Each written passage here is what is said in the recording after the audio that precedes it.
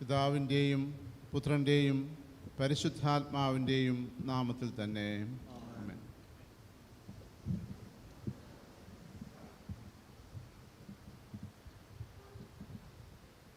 ദൈവനാമത്തിന് മഹത്വമുണ്ടാകട്ടെ.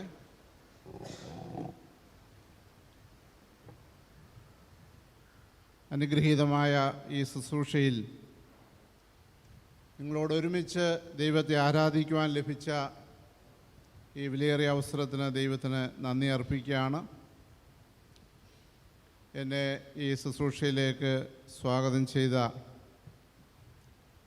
പ്രിയ അലക്സ് പ്യൂമൻ അച്ഛനോടും ഇവിടുത്തെ ചുമതലപ്പെട്ട എല്ലാവരോടുമുള്ള എൻ്റെ അഗൈതവുമായ നന്ദിയും സ്നേഹവും ഈ അവസരത്തിൽ അറിയിക്കുകയാണ്. മധ്യകേരള മഹായിടവകയുടെ പ്രവർത്തനങ്ങളിൽ ഈ ഇടവക നൽകുന്ന എല്ലാ സഹകരണത്തിനും പ്രാർത്ഥനയ്ക്കും കരുതലിനുമായിട്ട് ഞാൻ ഈ അവസരത്തിൽ നന്ദി അറിയിക്കുകയും മധ്യകേരള മഹായിടവകയുടെ പേരിലുള്ള എല്ലാ ആശംസകളും ഇവിടെ കൂടി വന്നിരിക്കുന്ന ഏവർക്കും ഞാൻ അറിയിക്കുകയുമാണ്. ഇന്ന് മഹായിടവകയായി സ്ത്രീജന ഞായറായിട്ട് ആചരിക്കുന്ന ദിവസമാണല്ലോ. എന്നാൽ ഇന്ന് ഈ ഇടവകയിൽ കഴിഞ്ഞ ദിവസങ്ങളിൽ നടന്ന കൺവെൻഷൻ യോഗങ്ങളുടെ സമാപനമായിട്ട് ഇന്നത്തെ ഈ ആരാധന പ്രത്യേകം ക്രമീകരിച്ചിരിക്കുകയാവുന്നു. അതുകൊണ്ട് തന്നെ അതിൽ നിന്ന് വ്യത്യസ്തമായിട്ട് ഇന്ന് നമ്മൾ ചിന്തിക്കുകയാണല്ലോ. പ്രത്യേകിച്ച് ഒരു നോയമ്പ് കാലത്തിലാണ് നമ്മളിപ്പോൾ ആയിരിക്കുന്നത്. നോയമ്പ് കാലം ആത്മാപരിശോധനയുടെയും ആത്മാതപനത്തിൻ്റെയും പുതുക്കപ്പെടലിൻ്റെയും അവസരമാണ്. അതുകൊണ്ട് തന്നെ നമ്മുടെ പാപങ്ങളെക്കുറിച്ച് ചിന്തിക്കുകയും നമ്മളെ തന്നെ ദൈവസന്നിധിയിൽ വിശുദ്ധീകരിക്കുവാൻ നമ്മെ ഒരുക്കുന്ന അവസരം കൂടിയാണ് ഈ നോയമ്പ് കാലം. അതുകൊണ്ട് ഈ നോയമ്പ് കാലത്തെ നമ്മുടെ ചിന്തകളെല്ലാം തന്നെ നമ്മുടെ പാപജീവിതത്തിൽ നിന്ന് ഒഴിഞ്ഞു മാറി ദൈവവുമായിട്ടുള്ള അടുത്ത ബന്ധത്തിൽ ജീവിക്കുന്ന ആ നല്ല കാര്യങ്ങളെക്കുറിച്ച് നമ്മെ പഠിപ്പിക്കുന്ന ചിന്തകളാണ്. ഇന്ന് ഞാൻ നിങ്ങളുമായി പങ്കുവയ്ക്കുവാനായിട്ട് ആഗ്രഹിക്കുന്നത് എങ്ങനെ പാപത്തിൽ നിന്ന് വേർപെട്ട് ഒരു വിശുദ്ധ ജീവിതം നയിക്കുവാൻ നമുക്ക് സാധിക്കും എന്നതിനെക്കുറിച്ചാണ്. എഫെസ്യർക്ക് എഴുതിയ ലേഖനം 4-ാം അധ്യായത്തിൻ്റെ 1-ാം വാക്യത്തിൽ നമ്മളിങ്ങനെ വായിക്കുന്നു: നിങ്ങളെ വിളിച്ചിരിക്കുന്ന വിളിക്ക് യോഗ്യമാവണ്ണം പൂർണ്ണ വിനയത്തോടും സൗമ്യതയോടും ദീർഘക്ഷമയോടും കൂടെ നടക്കുക. 5-ാം സങ്കീർത്തനത്തിൻ്റെ 6-ാം വാക്യത്തിൽ അവിടെ നമ്മുടെ സംസാരത്തെക്കുറിച്ചാണ് പറയുന്നത്. ഇവിടെ ആദ്യമേ ഞാൻ വായിച്ച വേദഭാഗത്ത് നടപ്പിനെക്കുറിച്ച് പറയുന്നുവെങ്കിൽ സങ്കീർത്തനം 5-ന്റെ 6-ാം വാക്യത്തിൽ നമ്മുടെ സംസാരത്തെക്കുറിച്ചാണ് പറയുന്നത്. ഭോഷ്ക് പറയുന്നവരെ നീ നശിപ്പിക്കും, രക്തപാതവും ചതിയുമുള്ളവൻ യഹോവയ്ക്ക് അറപ്പാകുന്നു.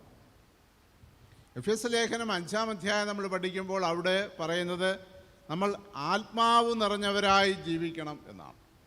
അപ്പോൾ നമ്മുടെ സംസാരം എങ്ങനെയായിരിക്കണം, നമ്മുടെ നടപ്പ് എങ്ങനെയായിരിക്കണം, നമ്മുടെ ജീവിതം എങ്ങനെയായിരിക്കണം എന്നീ കാര്യങ്ങളെല്ലാം വിശുദ്ധ വേദപുസ്തകം നമ്മെ പഠിപ്പിക്കുന്നുണ്ട്. നമ്മുടെ നടപ്പ് ദൈവത്തിന് യോഗ്യമായ രീതിയിലായിരിക്കണം എന്ന് പറയുന്നു. വേദപുസ്തകത്തിലെ നടപ്പ് എന്ന് പറയുന്നത് വിശുദ്ധമായ ജീവിതം എന്നാണ്. നമ്മുടെ നടപ്പ് ദൈവത്തിന് യോഗ്യമായതായിരിക്കണമെന്ന് പറയുമ്പോൾ നമ്മുടെ ജീവിതം വിശുദ്ധമായിരിക്കണം എന്നാണ് അവിടെ പറയുന്നത്. എങ്ങനെയാണ് നമ്മുടെ ജീവിതം ദൈവത്തിന് യോഗ്യമാകുന്നത്? നമ്മുടെ നടപ്പ്, നമ്മുടെ സംസാരം, നമ്മുടെ ജീവിതം, ഇതൊക്കെ എങ്ങനെ ദൈവത്തിന് യോഗ്യമായ വിധത്തിൽ ചെയ്യുവാൻ നമുക്ക് സാധിക്കും? 2 കാര്യങ്ങൾ നമ്മൾ അതിനുവേണ്ടി ചെയ്യണം. ഒന്നാമതായിട്ട് നമ്മുടെ സഖിത്വം, അതായത് നമ്മുടെ അസോസിയേഷൻ ചേർച്ചയുള്ളതിനോട് ആയിരിക്കണം. ചേർച്ചയുള്ളതിനോടുകൂടെ മാത്രമേ നമ്മൾ സഹിത്വം ഉണ്ടാക്കുവാൻ പാടുള്ളൂ എന്നാണ് വേദപുസ്തകം നമ്മെ പഠിപ്പിക്കുന്നത്. വഷളത്വമായതും നിന്ദ്യമായതുമെല്ലാം നാം ഉപേക്ഷിക്കണം. അങ്ങനെയുള്ള സഹിത്വത്തിൽ നിന്ന് മാറി നിൽക്കുവാനായിട്ടാണ് വേദപുസ്തകം പഠിപ്പിക്കുന്നത്. 15-ാം സങ്കീർത്തനം നമ്മൾ പഠിക്കുമ്പോൾ അവിടെ പറയുന്നത്, പ്രത്യേകിച്ച് 4-ാം വാക്യത്തിൽ, വഷളനെ നിന്ദ്യനായി എണ്ണണം എന്നാണ്. ദൈവത്തിന് യോഗ്യമായത് ചെയ്യണമെങ്കിൽ അരുതാത്തതിനോട് ബന്ധപ്പെടാതെ ഇരിക്കണം. അതായത് മറ്റുള്ളവരെ ഒന്നും നമ്മൾ കാണരുത്, അവരുമായി യാതൊരു തരത്തിലുള്ള ബന്ധവും ഉണ്ടാക്കരുത് എന്നുള്ളതല്ല ഇവിടെ അർത്ഥമാക്കുന്നത്.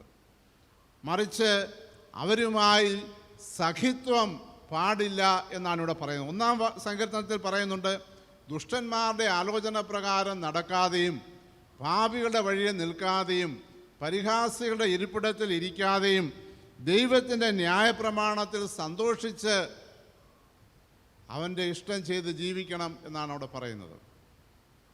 അരുതാത്ത ബന്ധങ്ങളിൽ നിന്ന് അകന്ന് നിന്നെങ്കിൽ മാത്രമേ നമ്മുടെ നടപ്പ് ദൈവത്തിന് യോഗ്യമായത് ആകുകയുള്ളൂ. വഷളനെ നിന്ദനായി തന്നെ കാണണം. ഇരുട്ടിൻ്റെ നിഷ്ഫല പ്രവർത്തികളിൽ നിങ്ങൾ കൂട്ടാളികളാകരുത് എന്നാണ് വേദപുസ്തകം നമ്മെ പഠിപ്പിക്കുന്നത്. ഇരുട്ടിൻ്റെ നിഷ്ഫല പ്രവർത്തികളിൽ നമ്മൾ കൂട്ടാളികളാകരുത്. അതിനോട് ചേർന്ന് ഒരു കാര്യം കൂടെ പറയുന്നുണ്ട്, അതിനെ ശാസിക്കത്രേ വേണ്ടത് എന്നാണ്. അതായത് അനുരഞ്ജനപ്പെടുവാൻ നമുക്ക് അവസരമില്ല, അല്ലെങ്കിൽ അതിനുള്ള അനുവാദമില്ല. 26-ാം സങ്കീർത്തനത്തിൻ്റെ 5-ാം വാക്യത്തിൽ പറയുന്നു, അത് നമ്മൾ ഇതിനോടുകൂടെ ചേർത്ത് വായിക്കേണ്ടതാണ്, ദുഷ്പ്രവർത്തിക്കാരുടെ സംഘത്തെ ഞാൻ പകച്ചിരിക്കുന്നു, ദുഷ്ടന്മാരോടുകൂടെ ഞാൻ ഇരിക്കുകയുമില്ല. അപ്പോൾ ഇവിടെയെല്ലാം നമ്മളോട് പറയുന്നത് എങ്ങനെയായിരിക്കണം നമ്മുടെ നടപ്പ്, എങ്ങനെയായിരിക്കണം നമ്മുടെ ജീവിതം എന്നുള്ളതാണ്. ചില ആളുകൾ ഇതിനകത്തൊന്നും ഉൾപ്പെടാതെ മാറി നിൽക്കാറുണ്ട്. ഞാൻ ഇതിനൊന്നിനുമില്ല, ഇരുട്ടിൻ്റെ ഒരു പ്രവർത്തികളോടും എനിക്ക് താല്പര്യമില്ല, ഞാൻ അതിൽ നിന്നെല്ലാം മാറി നിൽക്കുകയാണ് എന്ന് പറയാറുണ്ട്. എന്നാൽ അതുകൊണ്ട് ആകുന്നില്ല. ഇവിടെ പറയുന്നത് അതിനെ ശാസിക്കുക അത്രേ വേണ്ടത് എന്നാണ് പറയുന്നത്. നമുക്കൊരു വലിയ ഉത്തരവാദിത്വം കൂടെ നൽകിയിട്ടുണ്ട്, അതിനെ ശാസിക്കാൻ, ഇരുട്ടിൻ്റെ പ്രവൃത്തികളെ ശാസിക്കാൻ. നമുക്ക് അതിനോടുള്ള വിയോജിപ്പ് പരസ്യമായി അറിയിക്കണമെന്നാണ് പറയുന്നത്. ദുഷ്ടത പെരുകുന്ന ഒരു ലോകത്തിലാണ് നാം ഇന്ന് ജീവിക്കുന്നത്. ദുഷ്ടത പെരുകുന്നതിൻ്റെ കാരണം എന്താണ്? ദുഷ്ടത പെരുകുന്നതിൻ്റെ കാരണം നന്മയുടെ നിശബ്ദതയാണ്. നന്മ ഇല്ലാതെയായിക്കൊണ്ടിരിക്കുന്നതിൻ്റെ ഫലമായിട്ടാണ് തിന്മയുണ്ടാകുന്നത്.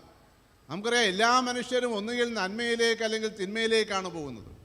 എന്നാൽ ദൈവത്തിൻ്റെ ആഗ്രഹം എല്ലാ മനുഷ്യരും നന്മയിലേക്ക് പോകണമെന്നുള്ളതാണ്. അപ്പോൾ നന്മയിലേക്ക് പോകാതെ നാം അതിൽ നിന്ന് അകന്നു നിൽക്കുമ്പോൾ തിന്മയുടെ വക്താക്കളായി നാം മാറുകയാണ് ചെയ്യുന്നത്.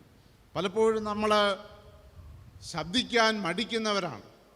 എന്തിനാണ് ഞാൻ ശബ്ദിക്കുന്നത്, എന്തിനാണ് ഞാൻ പറയുന്നത്, ഞാൻ എങ്ങനെ പറയും, പലപ്പോഴും നമുക്ക് ഭയമാണ്. എന്നാൽ ഇവിടെ ഒരു വേർപാട് നമുക്ക് ആവശ്യമാണ് എന്ന് പറയുകയാണ്. അങ്ങനെയുള്ളവർക്കാണ് വിശുദ്ധരാകുവാൻ കഴിയുന്നത്.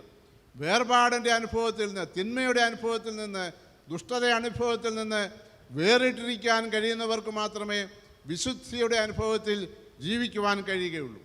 കൊരിന്ത്യർക്ക് എഴുതിയ 2-ാം ലേഖനം 6-ാം അധ്യായത്തിൻ്റെ 16-ാം വാക്യത്തിൽ പറയുന്നത്, അവരുടെ നടുവിൽ നിന്ന് പുറപ്പെട്ട് വേർപെട്ടിരിപ്പീൻ എന്നാണ്. നാം അവരുടെ നടുവിൽ നിന്ന് വേർപെട്ടിരിക്കണം.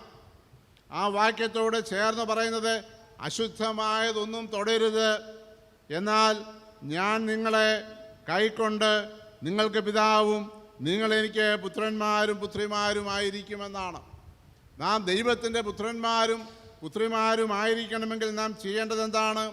അശുദ്ധമായതിനെ തൊടാതെ ഇരിക്കണം, അശുദ്ധമായതിനോട് ബന്ധപ്പെടാതെ ഇരിക്കണം. ആ ഒരു ജീവിതമാണ് നമ്മെ വിശുദ്ധിയിലേക്ക് നയിക്കുന്നത്. അപ്പോൾ നമ്മുടെ ദൈവത്തോടുള്ള സജീവമായ ബന്ധത്തിൽ വരണമെങ്കിൽ ചില കാര്യങ്ങളിൽ നിന്ന് നമ്മൾ വേർപെട്ടിരിക്കുവാൻ നമുക്ക് കഴിയണം. അതാണ് ഈ നോയമ്പ് കാലത്ത് നമ്മളിലൂടെ ദൈവം ആഗ്രഹിക്കുന്നത്. വേർപെട്ടിരിക്കേണ്ടുന്ന കാര്യങ്ങളിൽ വേർപെട്ടിരിക്കുവാനായിട്ട് കഴിയണം. നമ്മൾ വിശ്വാസികളായ നമ്മൾ പലപ്പോഴും നമ്മുടെ ചില ലാഭങ്ങൾക്ക് വേണ്ടി, നമ്മുടെ ജീവിത ലാഭങ്ങൾക്ക് വേണ്ടി ചുറ്റുപാടുകളോടുള്ള ബന്ധത്തിലും അനേകം ബന്ധങ്ങൾ സൂക്ഷിക്കുന്നവരാണ്. ഈ ബന്ധങ്ങൾ നാം സൂക്ഷിക്കുമ്പോൾ പലതും നമ്മെ തെറ്റിലേക്ക് നയിക്കുന്നെങ്കിൽ, അശുദ്ധിയിലേക്ക് നയിക്കുന്നുവെങ്കിൽ നാം അതിൽ നിന്ന് വേർപെട്ടിരിക്കുവാൻ നമുക്ക് കഴിയണം. അപ്പോസ്തലനായ യാക്കോബ് അതിനെക്കുറിച്ച് പറയുന്നത് അതിനെ ആത്മീയ വ്യഭിചാരമായിട്ടാണ് പറയുന്നത്. നാം തെറ്റിലേക്ക് പോകുമ്പോൾ, ചെയ്യരുതാത്ത കാര്യങ്ങൾ ചെയ്യുമ്പോൾ, നാം അരുതാത്ത ബന്ധങ്ങളിലായിരിക്കുമ്പോൾ അതിനെ ആത്മീയ വ്യഭിചാരമായിട്ടാണ് അവിടെ രേഖപ്പെടുത്തിയിരിക്കുന്നത്. അതുകൊണ്ട് നടപ്പ് ദൈവത്തിന് യോഗ്യമായതായിരിക്കണം. വഷളനെ നിന്ദ്യനായി തന്നെ എണ്ണണം. ദുഷ്പ്രവൃത്തികളിൽ നാം കൂട്ടാളികളാകരുത്. പരസ്യമായും ശക്തമായും അതിനോട് എതിർക്കുവാൻ നമുക്ക് കഴിയണം. രണ്ട് കാര്യങ്ങളിൽ നമ്മളിവിടെ പ്രത്യേകം ശ്രദ്ധിക്കേണ്ടിയിരിക്കുന്നു. ഒന്നാമത്, നമ്മെ മലിനമാക്കുന്ന ബന്ധങ്ങളുണ്ട്. രണ്ടാമതായിട്ട്, നമ്മെ തരം താഴ്ത്തുന്ന ബന്ധങ്ങളുണ്ട്. അങ്ങനെയുള്ള ബന്ധങ്ങളിൽ നിന്ന് ഒഴിഞ്ഞു നിൽക്കുവാനായിട്ട് നമുക്ക് സാധിക്കണം. ഈ ലോകത്തിൽ നാം ജീവിക്കുമ്പോൾ നമുക്ക് ബന്ധങ്ങളൊക്കെ ആവശ്യമാണ്. ബന്ധങ്ങളില്ലാതെ നമുക്ക് ജീവിക്കുവാൻ സാധ്യമല്ല. ചിലരോടുള്ള ബന്ധം നമ്മെ മലിനമാക്കാറുണ്ട്. ചിലരോടുള്ള ബന്ധം നമ്മുടെ ജീവിതത്തെ തരം താഴ്ത്തിക്കളയും.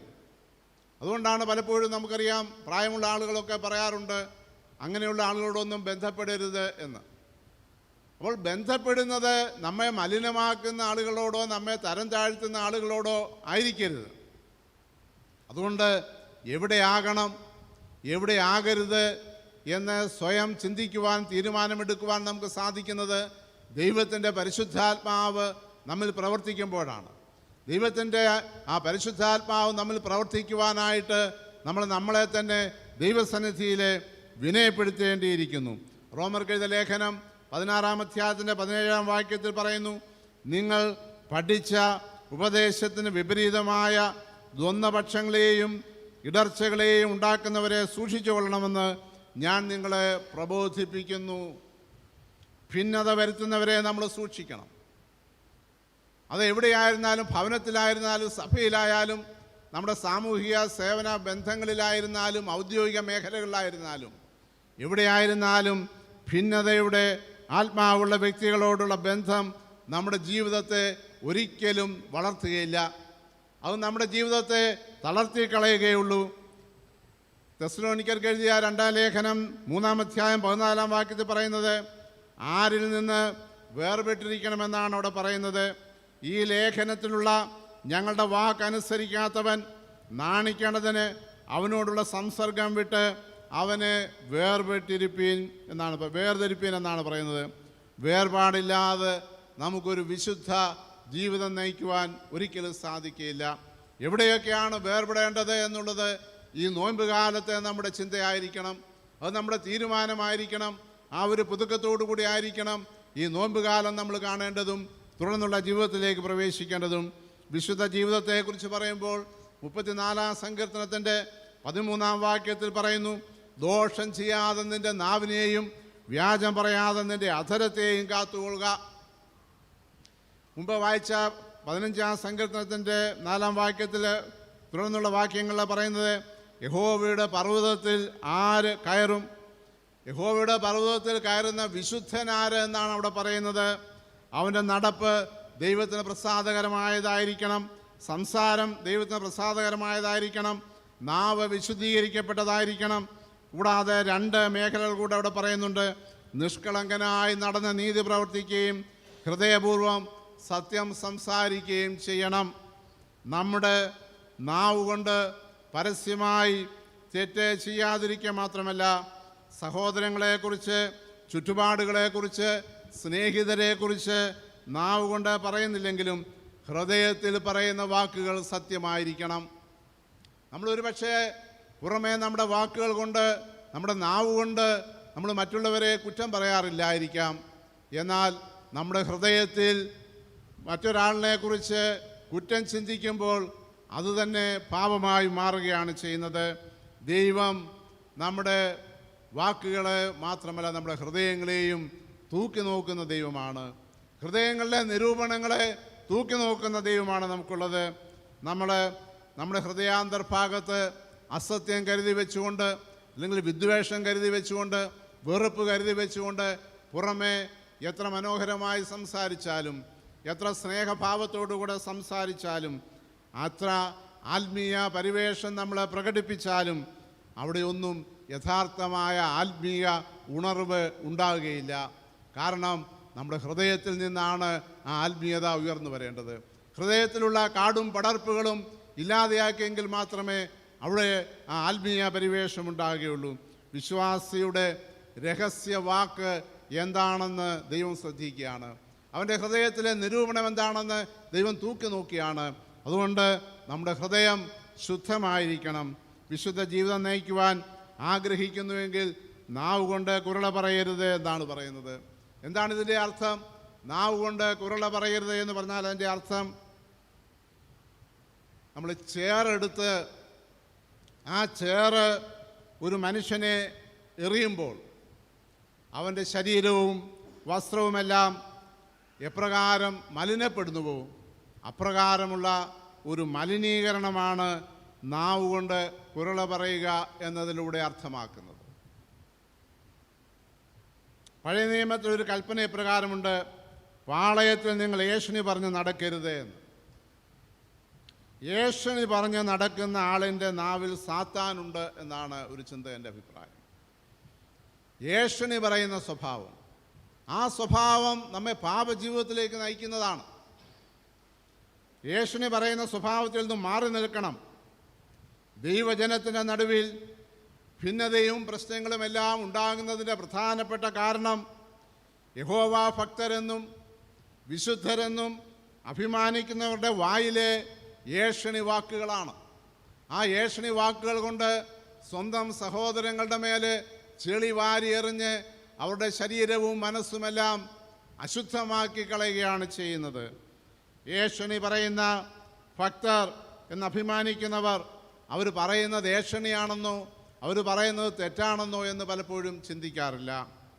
പൗലോസ് ഈ പാപത്തെക്കുറിച്ച് പറയുന്നത് അത്യാഗ്രഹം, ദുർബുദ്ധി, പക, പിണക്കം, ദുശ്ശീലം എന്നിവയോടാണ് ചേർത്ത് പറഞ്ഞിരിക്കുന്നത്. ജെ ബി ഫിലിപ്സ്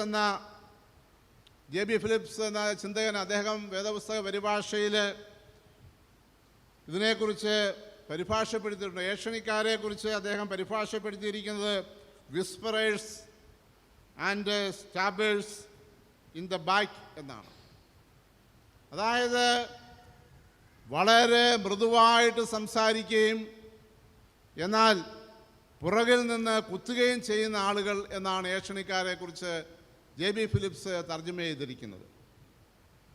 വിശുദ്ധിയിൽ ആയിരിക്കേണ്ടുന്ന വിശ്വാസി ഏഷണിക്കാരുടെ കൂട്ടത്തിൽപ്പെടുന്ന ആളായിരിക്കരുത്. 15 അടി വരെ ദൂരം വിഷം ചീറ്റുന്ന ഒരിനം പാമ്പുണ്ട് എന്നാണ് കേട്ടിട്ടുള്ളത്. അത് ഒരാളിനെ കണ്ടെത്തിയാൽ ആദ്യം ആ ആളിൻ്റെ കണ്ണിനെ ഉന്നം വെച്ച് വിഷം തെറിപ്പിക്കും. കടിക്കുന്നതിന് മുൻപ് ഈ വിഷം കണ്ണിലേക്ക് ചീറ്റി ആ മനുഷ്യനെ കുരുടനാക്കും. കണ്ണ് കാണാൻ പാടില്ലാതെയാവുന്ന മനുഷ്യനെ കടിക്കും. ഒരു ചിന്തകൻ പറയുന്നത് ഏഷണിക്കാര് ഈ പാമ്പിനെ പോലെയാണ് എന്നാണ്. വിഷം തെറിപ്പിക്കുന്നവർ അവർ പള്ളിയിലും കടന്നു വരും, കൂട്ടായ്മയിലും കടന്നു വരും, കൺവെൻഷനിലും കടന്നു വരും, പ്രാർത്ഥനാ കൂട്ടങ്ങളിലും അവർ സംബന്ധിക്കും, എല്ലാ കാര്യങ്ങളിലും സംബന്ധിക്കും. എന്നിട്ട് ചെറിയൊരു വിഷം അവിടെ തളിക്കും. ആ വിഷം തളിച്ച് മറ്റുള്ളവരെ നശിപ്പിക്കും. മരണമാണ് അവിടെ ഉണ്ടാകുന്നത്, അവിടെ സംഭവിക്കുന്നത്. ഇങ്ങനെയുള്ള വിഷം പരത്തുന്ന അനേകരെ ദൈവഭക്തരെന്ന് പറയുന്ന ആളുകളെ നമുക്ക് കാണുവാനായിട്ട് സാധിക്കും. അവരാണ് കുരളക്കാരും ഏഷണിക്കാരും. ഒരു മനുഷ്യൻ മരിക്കാറായി കിടക്കുകയാണ്. തന്നെക്കുറിച്ച് ആരോ ഒരു കള്ളക്കഥ പള്ളിയിൽ പറഞ്ഞ് പരത്തിയതുകൊണ്ട് ഇദ്ദേഹം വളരെ ദുഃഖിതനായി. പള്ളിയിലുള്ള എല്ലാവരും അദ്ദേഹത്തെ നോക്കി ഇയാൾ ഇങ്ങനെയാണല്ലോ എന്ന് ചിന്തിച്ചു. എന്നാൽ ഈ കഥ പറഞ്ഞു പരത്തിയ ആൾ പെട്ടെന്ന് ഒരു ദിവസം മാനസാന്തരപ്പെട്ടു. അയാളൊരു മാനസാന്തരപ്പെട്ട് നല്ല വിശ്വാസിയായിട്ട് മാറുകയാണ് ചെയ്യുന്നത്. അപ്പോൾ ഇയാൾ ഈ രോഗിയായി കിടക്കുന്ന ആളുടെ അടുക്കൽ രോഗക്കിടക്കയിൽ ചെന്നിട്ട് പറഞ്ഞു, സഹോദര, നിങ്ങൾ എന്നോട് ക്ഷമിക്കണം. ഞാൻ നിങ്ങളെക്കുറിച്ച് ഒരുപാട് ഏഷണിയൊക്കെ പറഞ്ഞു. അപ്പോൾ ആ മാന്യനായ ദേവദാസൻ ഇയാളോട് പറഞ്ഞു, സഹോദര, ഞാൻ നിങ്ങളോട് ക്ഷമിക്കുന്നു. എന്നാൽ നീ എനിക്ക് വേണ്ടി ഒരു കാര്യം ചെയ്യണം എന്ന് പറഞ്ഞു. ഞാൻ ഉപയോഗിക്കുന്ന ഈ തലേണ നീ എടുക്കണം, അത് കീറി അതിലെ പഞ്ഞിയെല്ലാം നീ പുറത്തേക്ക് കളയണം എന്ന് പറഞ്ഞു. അപ്പോൾ അയാൾ അപ്രകാരം ചെയ്തു. ആ തലേണ എടുത്തത് കീറി അതിലെ പഞ്ഞിയെല്ലാം പുറത്തേക്ക് കളഞ്ഞു. അതിനുശേഷം അദ്ദേഹം മടങ്ങി വന്നപ്പോൾ അയാളോട് പറഞ്ഞു, നിങ്ങൾ ഇനി ഒരു കാര്യം കൂടെ ചെയ്യണം. ആ പറന്നുപോയ പഞ്ഞി തിരികെ എടുത്ത് ആ തലയണയിൽ വയ്ക്കണം എന്ന് പറഞ്ഞു. അതൊരിക്കലും സാധ്യമല്ല. പറന്നുപോയ പഞ്ഞിയെടുത്ത് ഒരിക്കലും ആ തലയണയിൽ അതുപോലെ തന്നെ നിറയ്ക്കുവാനായിട്ട് ഒരിക്കലും സാധ്യമല്ല. നമ്മുടെ നാവിൽ നിന്ന് തൊടുത്തു വിടുന്ന ചില കഥകൾ അതൊരിക്കലും തിരിച്ചെടുക്കാനായിട്ട് കഴിയുന്നതല്ല. ദൈവവചനം നമ്മൾ പഠിക്കുന്നത് എന്തിനു വേണ്ടിയാണ്? എന്തിനു വേണ്ടിയാണ് നമ്മൾ നോയമ്പുകാലവും കഷ്ടാനുഭവകാലവും ഒക്കെ നമ്മൾ ആചരിക്കുന്നത്? എന്തിനാണ് ദൈവവചനം പഠിക്കുന്നത്? ഇതെല്ലാം നമ്മൾ ചെയ്യുന്നത് നമ്മുടെ ജീവിതത്തിലൊരു വ്യത്യാസമുണ്ടാകാനായിട്ടാണ്. ജീവിതത്തിന് മാറ്റം സംഭവിക്കണം, ജീവിതത്തിന് മാനസാന്തരം സംഭവിക്കണം. ഇത് എല്ലാ കാലത്തും ഉണ്ടാകേണ്ടതാണ്. എല്ലാ കാലത്തും നമ്മുടെ ജീവിതത്തിന് വ്യത്യാസം ഉണ്ടാകണം, എല്ലാ കാലത്തും മാനസാന്തരം. ഇതെല്ലാം തുടർച്ചയായി നടക്കേണ്ടുന്നതായ പ്രക്രിയകളാണ്. ഈ പ്രക്രിയകൾ തുടർന്നും നടക്കേണ്ടതിന് വേണ്ടിയാണ് നമ്മൾ ദൈവവചനം പഠിക്കുന്നത്, ദൈവത്തെ ആരാധിക്കുന്നത്, എല്ലാം അതിനു വേണ്ടിയാണ്. അതുകൊണ്ട് ജീവിതത്തിൽ വ്യത്യാസമുണ്ടാകണം. നാവുകൊണ്ട് കഥ തുടങ്ങുകയും പ്രചരിപ്പിക്കുകയും അത് കേൾക്കുവാനായിട്ട് നമ്മൾ ഇരുന്നു കൊടുക്കുകയും ചെയ്യുന്നവരാണ്. രൂപാന്തരം ഉണ്ടാകുന്നില്ല എങ്കിൽ നമ്മുടെ ദൈവവചനം കേൾക്കുന്നത് കൊണ്ടോ പഠിക്കുന്നത് കൊണ്ടോ യാതൊരു പ്രയോജനമില്ല. ദൈവവചനത്തെക്കാൾ കൂടുതലായിട്ട് മറ്റ് കാര്യങ്ങൾ നമ്മുടെ ഉള്ളിൽ നിറഞ്ഞു നിൽക്കുവാനിടയായിത്തീരും. അതുകൊണ്ട് ദൈവവചനത്തിൻ്റെ സ്ഥാനത്തെ ഒരിക്കലും മറ്റ് കഥകളും ഏഷണികളും നിറച്ചു വയ്ക്കാൻ നമ്മൾ ശ്രമിക്കരുത്. അതിനേക്കാളെല്ലാം ഉപരിയായിട്ടുള്ള മാധുര്യമുള്ള വചനങ്ങൾ പറഞ്ഞു തരുവാൻ കഴിയുന്ന ഒരു ദൈവമാണ് നമുക്കുള്ളത്. ആ മാധുര്യമേറിയ വചനങ്ങൾ നിറഞ്ഞ പുസ്തകമാണ് വേദപുസ്തകം. ആ വേദപുസ്തകം വായിക്കുകയും പഠിക്കുകയും ധ്യാനിക്കുകയും ചെയ്യുന്നത് ആണ് നമ്മുടെ ആത്മീയ ജീവിതത്തെ വിശുദ്ധിയിലേക്ക് നയിക്കുന്നത്. വിശുദ്ധ ജീവിതം നയിക്കണമെങ്കിൽ ദൈവവുമായിട്ട് ഒരു ഉടമ്പടി ചെയ്യുവാൻ നമുക്ക് കഴിയണം. ഇന്ന് തീരുമാനിച്ച് നാളെ മാറുന്ന ഒരു ഉടമ്പടിയല്ല ദൈവം നമ്മിലൂടെ ആഗ്രഹിക്കുന്നത്. കർത്താവേ, എൻ്റെ നടപ്പ് യോഗ്യമായതായിരിക്കാൻ എന്നെ സഹായിക്കണം. എനിക്ക് എത്ര ലാഭം കൊണ്ടുവന്നാലും, എത്ര സഹായ വാഗ്ദാനങ്ങൾ കൊണ്ടുവന്നാലും, തങ്കം കൊണ്ടുവരുന്ന കപ്പലായാലും നിനക്ക് ഹിതകരമല്ലാത്ത ആളുകളുമായിട്ട് കൂട്ടുകൂടുവാനോ, നിനക്ക് ഹിതകരമല്ലാത്ത കാര്യങ്ങൾ ചെയ്യുവാനോ, ആ ബന്ധത്തിലേക്ക് പോകുവാനോ, ലോകത്തിലെ എൻ്റെ മാന്യത നഷ്ടപ്പെട്ടാലും അതെനിക്ക് സമ്മതമാണ് ഇത് ദൈവസന്നിധിയിൽ പറയുവാൻ നമുക്ക് കഴിയണം. യഹോവ ഭക്തരായിരിക്കണം നമ്മുടെ കൂട്ടുകാർ. യഹോവ ഭക്തർ എൻ്റെ കൂട്ടായിരിക്കണം. എൻ്റെ പ്രവൃത്തി കളങ്കരഹിതമായിരിക്കണം. എന്നെക്കുറിച്ച് ആരെന്തു പറഞ്ഞാലും വിശ്വാസപാത്രമായി ജീവിക്കുവാൻ എനിക്ക് കഴിയണം. സന്മാർഗിക ജീവിതം നയിക്കുവാൻ എനിക്ക് സാധിക്കണം. ബലഹീനന് താങ്ങായി, കൂട്ടുകാരന് ദോഷം ചെയ്യാതെ ജീവിക്കുവാനിടയായിത്തീരണം. അങ്ങനെയാണ് വിശുദ്ധ ജീവിതത്തിലേക്ക് നമുക്ക് മുന്നേറുവാനായിട്ട് സാധിക്കുന്നത്. കർത്താവേ, സ്വർഗീയമായ വാക്കുകൾ നീ എനിക്ക് തരണമേന്ന് നാം ദൈവത്തോട് പ്രാർത്ഥിക്കണം. അതുകൊണ്ട് നമ്മളെല്ലാവരും പ്രകാശം വഹിച്ചിരിക്കുന്നവരാണ്. അത് പ്രകാശിക്കുവാൻ നാം അനുവദിക്കണം. നമ്മുടെ ഉള്ളിലുള്ള പ്രകാശം അത് പ്രകാശിക്കുവാനിടയായിത്തീരണം. അന്ധകാരം നിറഞ്ഞ ലോകത്തിൽ മിന്നിക്കത്തുന്ന ഒരു ചെറു മെഴുകുതിരിയായിട്ട് കാണപ്പെട്ടാലും അതിനെ പ്രകാശിപ്പിക്കുക എന്നുള്ളതാണ് നമ്മുടെ കർത്തവ്യം. നാം ഒരു കാഹളമൂതുകയാണ്. മഹായുദ്ധത്തിൻ്റെ ശബ്ദ കോലാഹലത്തിനിടയിൽ നമ്മുടെ ചെറിയ കാഹളത്തിൻ്റെ ശബ്ദം കേൾക്കപ്പെടുന്നില്ല എന്നൊരു പക്ഷേ നമുക്ക് തോന്നിയേക്കാം. എങ്കിലും നാം കാഹളമൂതിക്കൊണ്ടിരിക്കണം. ആ കാഹളമൂതി അപകടത്തിൽപ്പെട്ടവരെ അതിൽ നിന്ന് വീണ്ടെടുക്കുവാൻ നമുക്ക് കഴിയണം. നമ്മളൊരു അഗ്നി കത്തിക്കുകയാണ്. നമ്മുടെ ഉള്ളിലുള്ള അഗ്നി വിദ്വേഷത്താലും സ്വാർത്ഥതയാലും തണുത്ത് വിറങ്ങലിച്ച് നിൽക്കുന്ന ഈ ലോകത്തിൽ ഒരു ചെറിയ അഗ്നിജ്വാലയായി നിലകൊള്ളുവാൻ നമുക്ക് കഴിയണം. വലിയ പ്രാധാന്യമുള്ളതാണ് ആ ഒരു ചെറിയ അഗ്നിജ്വാല എന്ന് പറയുന്നത്. നമുക്ക് നമ്മുടെ അഗ്നി കത്തിക്കൊണ്ടേയിരിക്കണം. പരസ്പര സ്നേഹമാണ് നമ്മുടെ സാക്ഷ്യ ജീവിതത്തിൻ്റെ പ്രധാന ഫലം. അതുകൊണ്ട് നമ്മുടെ ഈ ലോക ജീവിതം ഏറ്റവും അർത്ഥവത്തായി ചെലവഴിക്കാൻ നമുക്ക് കഴിയണം. ബംഗ്ലാദേശ് പ്രസിഡൻ്റായിരുന്ന മുജീബ് റഹ്മാൻ താമസിച്ചിരുന്ന വീടിൻ്റെ ഭിത്തിയിൽ ഒരു വാക്യം എഴുതി വെച്ചിട്ടുണ്ട്. ആ വാക്യം ഇപ്രകാരമാണ്: പാകിസ്ഥാൻ്റെ വെടിയുണ്ടകൾ ആ ഭിത്തിയിലേക്ക് ആഞ്ഞു തറച്ചിട്ടും മായ്ച്ചു കളയാൻ കഴിയാത്ത ഒരു വാക്യമാണ്. ശ്രീരാമകൃഷ്ണ പരമഹംസർ എഴുതിയ അദ്ദേഹത്തിൻ്റെ വാക്കുകളാണ് അവിടെ എഴുതിയിരിക്കുന്നത്. നീ ജനിച്ചപ്പോൾ നീ കരഞ്ഞു, മറ്റുള്ളവർ ചിരിച്ചു. നിന്റെ ജീവിതം എങ്ങനെയായിരിക്കണമെന്ന് വെച്ചാൽ നീ മരിക്കുമ്പോൾ മറ്റുള്ളവർ കരയണം, നീ ചിരിക്കണം. പ്രിയമുള്ളവരെ, ഇതായിരിക്കണം നമ്മുടെ ജീവിതം. നമ്മളൊക്കെ ജനിച്ചപ്പോൾ കരഞ്ഞുകൊണ്ട് ജനിച്ചവരാണ്. നമ്മുടെ ജന്മത്തിങ്കൽ മറ്റുള്ളവർ സന്തോഷിച്ചു. എന്നാൽ നമ്മുടെ ജീവിതാവസാനത്തിൽ നാം മരിക്കുമ്പോൾ മറ്റുള്ളവർ കരയുമ്പോൾ നാം സന്തോഷത്തോടുകൂടെ മരണത്തെ സ്വീകരിക്കുവാൻ തയ്യാറാകണം. അതാണ് യഥാർത്ഥമായ ക്രിസ്തീയ ജീവിതം. അതാണ് ഭക്തി ജീവിതം. അങ്ങനെയുള്ള ജീവിതം മാത്രമേ നിലനിൽക്കുകയുള്ളൂ. എന്തെങ്കിലും പ്രത്യേകതയുള്ളവരോ അല്ലെങ്കിൽ അസാധാരണക്കാരോ ആയിട്ട് നാം ജീവിക്കാനായിട്ടല്ല വേദപുസ്തകം നമ്മെ പഠിപ്പിക്കുന്നത്. വേദപുസ്തകം നമ്മെ പഠിപ്പിക്കുന്നത് നാം പ്രകാശമുള്ളവരായിരിക്കാനായിട്ടാണ്. നാം കത്തിജ്വലിക്കുന്നവരായി തീരുവാനായിട്ടാണ് വേദപുസ്തകം നമ്മെ പഠിപ്പിക്കുന്നത്. നാം മറ്റുള്ളവർക്ക് പ്രയോജനമുള്ള ജീവിതം നയിക്കുവാൻ നമുക്ക് സാധിക്കണം. അതുകൊണ്ട് നമ്മുടെ വിളി ദൈവത്തിന് യോഗ്യമായ വിളിയായി അതിനെ ഉപയോഗിക്കുവാൻ നമുക്ക് കഴിയണം.